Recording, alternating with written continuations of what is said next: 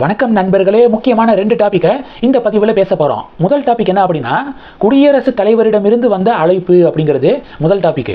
77வது குடியரசு தினம் ஜனவரி 26 நாடு முழுவதும் கொண்டாடப்பட இருக்கு. நம்ம பிரசிடென்ட் குடியரசு தினம் அன்னைக்கு கொடியேற்றுவாங்கள்ல, அந்த சிறப்பு நிகழ்வுகளில் கலந்து கொள்ள இந்தியா முழுவதும் ஸ்பெஷல் கெஸ்ட் அழைப்புகள் கொடுக்கப்பட்டு இருக்கு. பிரசிடென்ட் திரௌபதி முர்மு அவர்கள் சார்பாக சிறப்பு விருந்தினர்களுக்கு அழைப்பு கொடுக்கப்படுது. காங்கிரஸ் பீரியடில் சிறப்பு விருந்தினர்கள்லாம் ஒன்று பெரிய பணக்காரங்களாக இருப்பாங்க, இல்லை பெரிய பெரிய நடிகர்களாக இருப்பாங்க.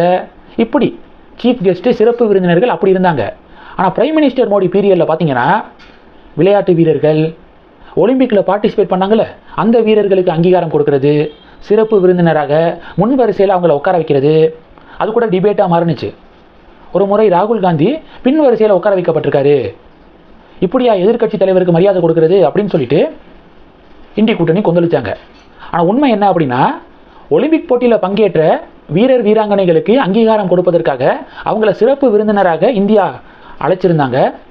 அவங்களுக்கு முன் வரிசையில் இடம் ஒதுக்கீடு செய்யப்பட்டிருந்துச்சு. அதனால ராகுல் காந்திக்கு பின் வரிசையில் இடம் ஒதுக்கீடு செய்யப்பட்டிருந்துச்சு. ஆனால் இதை புரிஞ்சிக்காத காங்கிரஸ், திமுகலாம் ராகுல் காந்தியை திட்டமிட்டு அசிங்கப்படுத்துகிறாங்க மோடி அப்படின்னு சொல்லி கலாட்டா பண்ணாங்க. சரி, அது இருக்கட்டும். இப்போ டாபிக் வரலாம். நம்ம குடியரசுத் தலைவர் திரௌபதி முர்மு அவர்கள் சார்பாக இப்போ நீலகிரியை சேர்ந்த கூடலூர் இருக்குல்ல, அந்த கூடலூர் பகுதியை சேர்ந்த இந்திராணி அப்படிங்கிற தேயிலை தோட்ட தொழிலாளிக்கு குடியரசு தின விழாவில் சிறப்பு விருந்தினராக பங்கேற்க அழைப்பு வந்திருக்கு. அந்த கடிதத்தை ராஷ்டிரபதி பவன்லேருந்து அனுப்பப்பட்ட கடிதத்தை போஸ்ட் ஆஃபீஸ் அதிகாரிகள் நேரடியாக போய் இந்திராணி அவர்கள்ட்ட வழங்கியிருக்காங்க. வீட்டுக்கு போயிருக்காங்க. இந்திராணி அவர்கள் தேயிலை தொழில் செய்வதற்காக அந்த ஸ்பாட்டுக்கு போயிட்டாங்க அப்படின்னு தகவல் வந்தோன்னே நேரடியாக அந்த கடிதத்தை கொண்டு போய் அந்த ஸ்பாட்லேயே வழங்கியிருக்காங்க. அதை பிரித்து பார்க்கும்போது அவங்களுக்கு அவ்வளவு சந்தோஷம். எதுக்காக? நீலகிரி மாவட்ட கூடலூர் தேயிலை தோட்ட தொழிலாளிக்கு அழைப்பு வழங்கப்பட்டிருக்கு தெரியுமா? தேயிலை தோட்ட தொழிலாளிகளுடைய உழைப்பை கௌரவிக்கக்கூடிய வகையில் சென்ட்ரல் கவர்மெண்ட் இந்த நடவடிக்கை எடுத்திருக்காங்க. இந்த நியூஸு இன்னைக்கு இணையத்தில் மிக வைரலாக ஷேர் ஆகிருக்கு. இது ஒன்று. ரெண்டாவது டாபிக் என்ன பார்க்க போகிறோம்?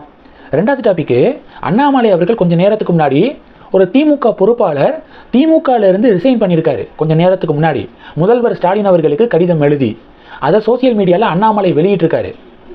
அந்த திமுக நிர்வாகியுடைய பேர் சந்திரசேகர். இவர் தென்காசி மாவட்டம் இருக்குல்ல, தென்காசி மாவட்டத்தில் திமுகவுடைய சுற்றுச்சூழல் பிரிவுடைய துணை அமைப்பாளராக இருக்கார்.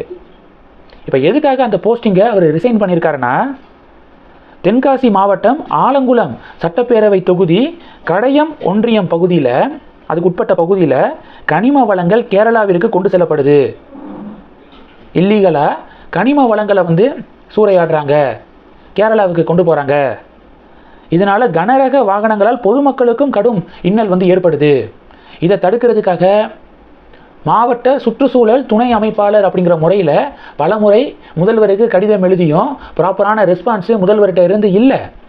இதன் காரணமாக சுற்றுச்சூழல் அமைப்புடைய துணை அமைப்பாளராக இருந்துக்கிட்டு என் மாவட்டத்தில் நடக்கக்கூடிய இந்த பிரச்சனையே என்னால் சரி பண்ண முடியலை, அப்புறம் எதுக்காக இந்த போஸ்டிங்கு அப்படின்னு முதல்வருக்கு கடிதம் எழுதி அந்த போஸ்டிங்கை ரிசைன் பண்ணியிருக்காரு சந்திரசேகர். அது மட்டும் இல்லாமல் திமுகவுடைய அடிப்படை உறுப்பினர் பொறுப்பில் இருந்தும் விலகியிருக்காரு. அதுக்கு என்ன காரணம் சொல்கிறாருன்னா, என்னுடைய சுயமரியாதையை காப்பாற்ற அடிப்படை உறுப்பினர் பொறுப்பிலிருந்து நான் விலகிறேன் அப்படின்னு கடிதத்தில் குறிப்பிட்டிருக்காரு. இந்த கடிதத்தை அண்ணாமலை பொது வெளியில் சமூக வலைதளத்தில் ஷேர் பண்ணி, திமுக நிர்வாகி தன்னுடைய சொந்த மாவட்டத்தில் இப்படிப்பட்ட இன்சிடென்ட் நடக்குது, பதவியிலிருந்து என்னால் அதை தடுக்க முடியலை அப்படின்னு சொல்லிட்டு கட்சி பதவியை ராஜினாமா பண்ணியிருக்காரு. தமிழக அரசாங்கம் என்ன பண்ணிக்கிருக்கு? தொடர்ந்து மேற்கு தொடர்ச்சி மலைகள் இருக்குது பார்த்தீங்களா, அதில் இருக்கக்கூடிய கனிம வளங்கள் கொள்ளையடிக்கப்பட்டு கேரளாவுக்கு கடத்தப்படுது அப்படின்னு தொடர்ந்து பல புகார்கள் இருக்கு.